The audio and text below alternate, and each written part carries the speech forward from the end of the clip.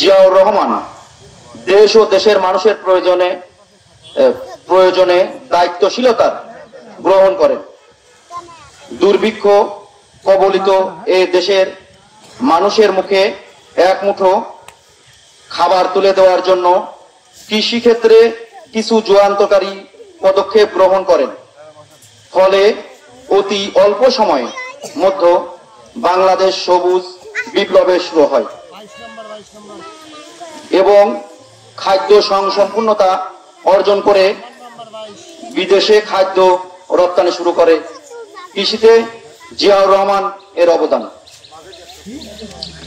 লক্ষ লক্ষ শহীদের রক্তের বিনিময়ে অর্জিত স্বাধীনতার পর এক মহাসংকটে নিপীড়িত হয় আমাদের প্রিয় মাতৃভূমি। সুজলা শুক্লা শস্যা শ্যামল আমাদের উর্বরা বাংলাদেশের শুরুতেই দুর্ভিক্ষের কবলে নিপীড়িত হয়।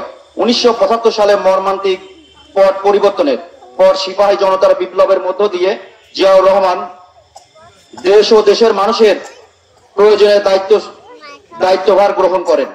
দুর্ভিক্ষে কবলিত এ দেশের মানুষের মুখে এক মুঠো খাবার তুলে দেওয়ার জন্য কৃষিক্ষেত্রে কিছু যুগান্তকারী পদক্ষেপ গ্রহণ করেন।